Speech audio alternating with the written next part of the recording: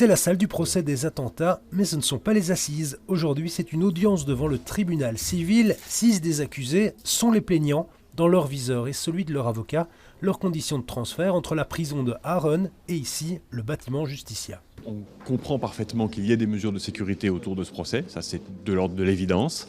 Le fait est que les mesures de sécurité qui sont employées mais uniquement dans la phase transfert de la prison vers le palais de justice sont extrêmes, sont les plus lourdes possibles. Et par rapport à ça, on se dit mais on ne comprend pas. On ne comprend pas, ça n'était pas le cas dans leurs autres prisons où ils étaient précédemment. La grande question, les mesures de sécurité sont-elles proportionnées? Non pour les avocats des accusés, certains dénoncent des conditions bien plus strictes que lors du procès des attentats de Paris. Tout ce qui est superflu et qui au quotidien et pendant 9 mois empêche effectivement quelqu'un dans des conditions raisonnables pour pouvoir se défendre devant une cour d'assises, comme les génuflexions à nu devant des agents cagoulés tous les jours que Dieu fait.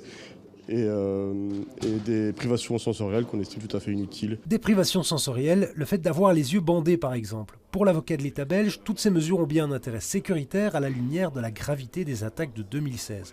En tout cas, les avocats nient vouloir porter les débats sur la forme du procès plutôt que sur le fond. Nous sommes actifs dans le procès de la cour d'assises. Si certains croient que nous sommes là pour faire diversion, malheureusement, nous n'avons pas de regard par rapport à ça. Une décision est attendue pour vendredi prochain, au plus tard.